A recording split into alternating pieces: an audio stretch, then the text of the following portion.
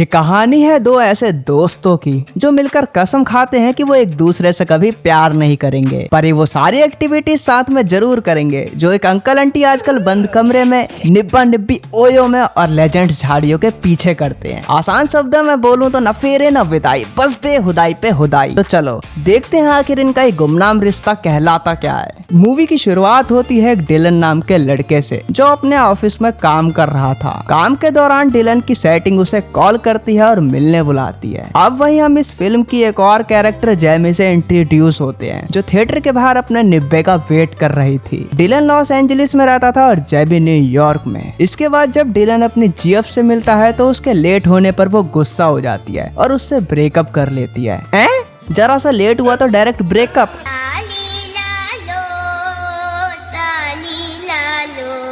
खैर अब दूसरी तरफ हम देखते हैं कि जैमी का बॉयफ्रेंड भी उससे ब्रेकअप कर लेता है क्योंकि उसे जैमी की आंखें बटेर जैसी लगती थी। तो अब जब इन दोनों का प्यार में कट चुका था तो ये दोनों डिसाइड करते हैं कि आगे से ये कभी बाबू सोना के चक्कर में नहीं फंसेंगे और सिंगल रहकर खूब मौज मस्ती करेंगे। जैमी कंपनियों में लोगों को रिक्रूट करने का काम करती थी, इसलिए वो डिलन को GQ मैगजीन कंपनी जो कि काफी बड़ी थी उसमें इंटरव्यू देने के लिए न्यूयॉर्क बुलाती है। दरअसल डिलन अपने काम में मास्टर था तो जैमी हर हाल में चाहती थी कि वो इस कंपनी में इंटरव्यू दे क्योंकि डिलन को इस कंपनी में लगवाने पर जैमी को इसका कमीशन मिलेगा। इसलिए जैमी डिलन को पिकअप करने एयरपोर्ट भी जाती है। फिर जब वो दोनों टैक्सी में एयरपोर्ट से घर आते हैं तो रास्ते में डिलन जैमी से कहता है कि मुझे नहीं लगता कि मैं इस कंपनी में जॉब करने के लायक हूँ और मैं तो अपने काम में इतना अच्छा भी नहीं हूँ। जिस पर जैमी डिलन से कहती है तेरे को पता नहीं है लेकिन तू है। अब जैमी डिलन को संदीप महेश्वरी बनकर मोटिवेट करती है तो डिलन भी इंटरव्यू देने के लिए मान जाता है और फाइनली डिलन की उस कंपनी में जॉब भी लग जाती है। जॉब मिलने के बाद भी डिलन सेटिस्फाई नहीं होता तो जैमी उससे पूछती है अबे चमन तुझे आखिर चाहिए क्या, जिस पर डिलन जैमी से कहता है कि वो एक जॉब के कारण अपनी लाइफ चेंज नहीं कर सकता और उसे ये न्यूयॉर्क सिटी इतनी पसंद भी नहीं। तो अब जब जैमी को डिलन की प्रॉब्लम का पता चल जाता है तो वो उसे अपने साथ पूरा न्यूयॉर्क सिटी घुमाती है जहाँ वो दोनों आपस में काफी ज्यादा एंजॉय करते हैं। तब डिलन को रियलाइज होता है कि न्यूयॉर्क सिटी को जैसे उसने टीवी पर देखा था वो उससे बिल्कुल बेटर है, जिसके बाद वो खुश होकर उस जॉब के लिए भी मान जाता है। नेक्स्ट डे जैमी और डिलन साथ में लंच पर जाते हैं जहां वो दोनों एक दूसरे को अपने अपने ब्रेकअप की दुख भरी दास्तान सुनाते हैं। एक दूसरे की बातें सुनने के बाद डिलन शायरी पेलते हुए कहता है मीठा आम कभी कच्चा नहीं होता और बाबू सोना वाला प्यार कभी सच्चा नहीं होता।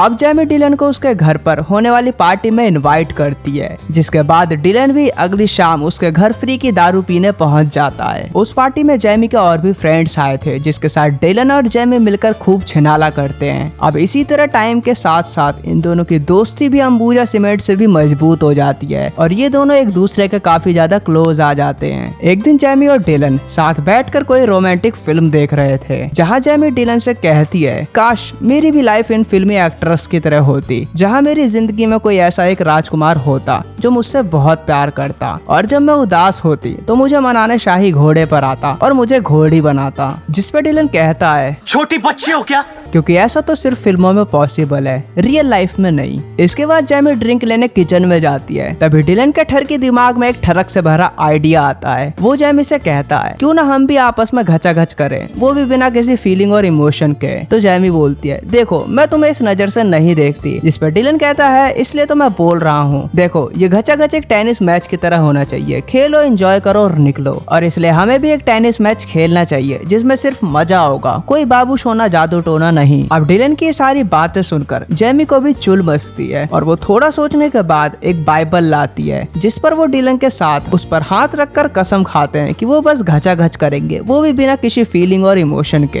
बस फिर क्या वो लग जाते हैं एक जबरदस्त टेनिस मैच खेलने और रात में गदर मचा देते हैं। साला इन लोगों को इतनी आसानी से घचाघच करने के लिए मिल कैसे जाता है। और एक हमारे यहाँ देखो, पहले लड़की को पटाओ, उसे इम्प्रेस करने के लिए उसके बर्थडे याद रखो जिस पर उसे महंगे महंगे गिफ्ट दो और फिर उसके पीछे उसके भाई से कुत्तों की तरह मार खाओ। फिर कहीं जाके जब थोड़ी सी संभावना बने तो अपने प्यारे दोस्तों से पैसे उधार लो, ओयो बुक करो जिसमें अपनी बंदी को ले जाओ, और जब फाइनली कुछ करने का टाइम आए तो लड़की बोलती है बेबी बेबी बस ऊपर ऊपर से करना, बाकी शादी के बाद करेंगे, हट। अब वो दोनों इसके बाद दिन रात सुबह शाम बस घचा घची करते रहते हैं। धीरे धीरे डिलन और जैमी के इतना घचा घच करने से उन दोनों के बीच सिचुएशन ऑकवर्ड हो जाती है, जिसके कारण वो कुछ टाइम तक एक दूसरे से बात भी नहीं करते। फिर एक दिन डिलन और जैमी मिलते हैं, जहाँ जैमी कहती है कि हमने तो सोचा था कि हमारे घचा घच करने से हमारी दोस्ती पर इसका कोई असर नहीं पड़ेगा, लेकिन असर तो हो रहा है, इसलिए हमें अब ये सब और नहीं करना चाहिए। अब वो दोनों डिसाइड करते हैं कि अब वो आगे से घचा घच नहीं करेंगे, पर इन दोनों में ठरक कितनी कूट कूट कर भरी थी कि वो दोबारा से टेनिस मैच खेलना कंटिन्यू कर देते हैं। एक दिन इनका मैच ओवर होने के बाद जैमी को फील होता है कि उसे एक बॉयफ्रेंड बनाना चाहिए, जिसके लिए वो डिलन से कहती है कि अब से हमें ये टेनिस मैच हमेशा के लिए बंद करना होगा। फिर उसी शाम जैमी और डिलन घूमने एक पार्क में जाते हैं, जहाँ जैमी को एक लड़का पसंद आ जाता है। फिर वो उस लड़के से बात करने उसके पास जाती है और कुछ देर बात करने के बाद वो उससे उसका नंबर भी ले लेती है। अब उन दोनों में डेटिंग होना शुरू हो जाती है, जहाँ वो लड़का जैमी को बताता है कि वो एक बच्चों का डॉक्टर है, जिससे जैमी इम्प्रेस हो जाती है। कुछ दिनों तक वो दोनों एक दूसरे को ऐसी डेट करते हैं और आखिरकार एक रात वो डॉक्टर और जैमी आपस में घचा घच कर लेते हैं। अगली सुबह जैमी जब डिलन से बात कर रही थी तो वो देखती है कि डॉक्टर उसे बिना बताए नजर छुपाए कहीं जा रहा था। जैमी अब भागकर उसके पास जाती है और उससे पूछती है कि तुम ऐसे मुझे बिना बताए कहाँ जा रहे थे। तो वो डॉक्टर बोलता है कि देखो, मैं तुम्हारे सपनों का राजकुमार नहीं हूँ और मुझे इन चोचलों में नहीं पड़ना। फिर ये सुनकर जैमी की बुद्धि सटक जाती है, पर वो उस डॉक्टर को माँ बहन की गाली देकर वहाँ से भगा देती है। अब फिर से अपना कटवाने के बाद जैमी डिलन के पास आती है और उसे इन सब कांड के बारे में बताती है। जैमी की बातें सुनकर डिलन कहता है कि वो डॉक्टर तो बाजीगर निकला, उसने अपनी ठरक मिटाई और वहाँ से चला गया। इसके बाद डिलन कुछ दिनों के लिए अपने घर लॉस एंजलिस जा रहा था, तो जैमी को भी अपने साथ चलने के लिए कहता है ताकि उसका मूड फ्रेश हो जाए, जिस पर पहले तो जैमी उसे मना करती है, लेकिन बाद में डिलन उसकी टिकट जबरदस्ती बुक कर देता है, जिसके कारण जैमी को अब उसके साथ जाना ही पड़ता है। डिलन के घर पहुंचने के बाद उसकी फैमिली उसे और जैमी को देखकर काफी ज्यादा खुश होती है। डिलन की फैमिली में उसकी बहन एनी, उसकी बहन का बेटा सैम और उसके फादर होते हैं, जिन्हें गजनी वाली बीमारी थी। सीन अब शिफ्ट होता है, जहाँ एनी और जैमी बातें कर रही थी। एनी जैमी को डिलन के बचपन की फोटो दिखाती है। फिर फोटो देखते टाइम डिलन भी वहाँ आ जाता है। डिलन के आते ही जैमी अपनी मुंडी को ऊपर नीचे करने लगती है, जिसे देखकर डिलन को लगता है कि शायद जैमी फिर से उसे घचा घच करने के इशारे दे रही है। अब जब घर में सभी सो जाते हैं तो डिलन आधी रात में जैमी के रूम में आता है और कहता है चलो शुरू करते हैं टेनिस मैच, जिस पर जैमी बोलती है कि क्या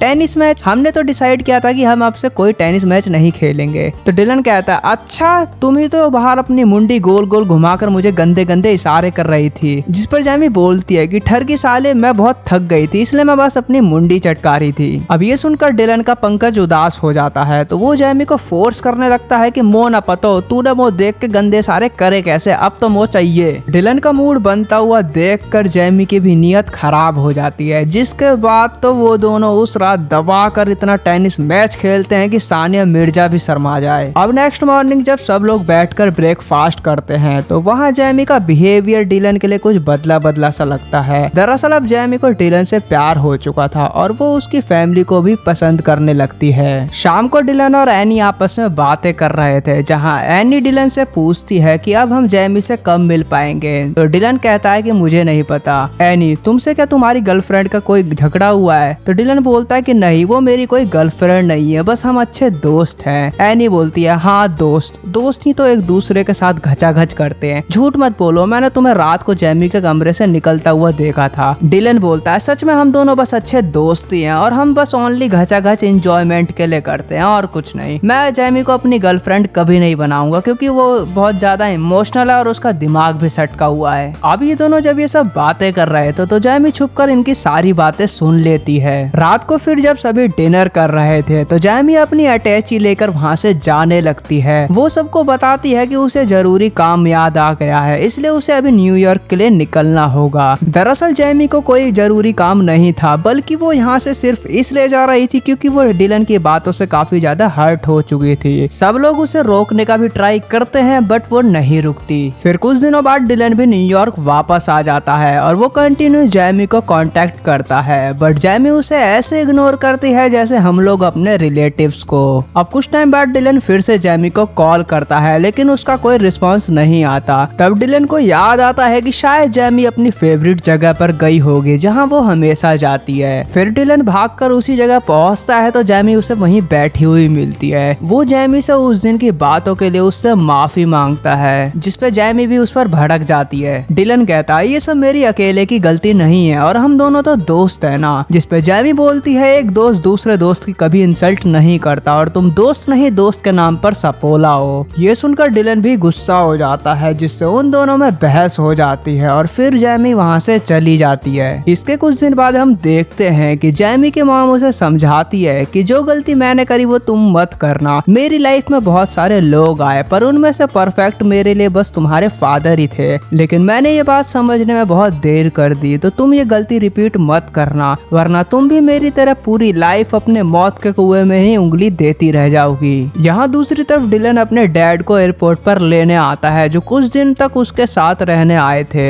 अब एक जगह डिलन और उसके फादर लंच करते हैं तो उसके फादर उसे बताते हैं कि जब मैं नेवी में था तो मेरी जिंदगी में एक लड़की आई जो मुझसे बहुत प्यार करती थी और मैं भी उससे प्यार करता था, लेकिन मैंने कभी उससे इसका जिक्र नहीं किया, जिसका अफसोस मुझे आज तक है। फिर अपने डैड की बात सुनकर डिलन उन्हें अपने और जैमी के बारे में सब बता देता है कि कैसे वो जैमी से और जैमी उससे प्यार करती है, लेकिन उसने अपने ईगो के कारण उसे हर्ट किया और सब गुड़ गोबर कर दिया। जिस पर उसके फादर उसे समझाते हैं कि बेटा अगर तुम्हारे प्यार में इतनी सी भी गुंजाइश बची है तो उसे खत्म मत होने दो वरना तुम पूरी जिंदगी पछताओगे। तो अब बाप की बात बेटा कैसे टाल सकता था। जिसके बाद डिलन अपने फादर को घर पे ड्रॉप करता है और निकल पड़ता है जैमी को मनाने के मिशन पर। इसके बाद हम देखते हैं कि जैमी अपनी मॉम से बात करती हुई एक मॉल में आती है जहां उसकी मॉम ने उसे मिलने के लिए बुलाया था। जैमी अपनी मॉम से पूछती है कि आप कहाँ हैं, तो उसकी मॉम कहती है कि वो एक टाई पहने हुए लड़के के पास खड़ी हैं। अब जैसे ही जैमी उस टाई पहने हुए लड़के को ढूंढती है तो अचानक से सभी लोग डांस करने लगते हैं।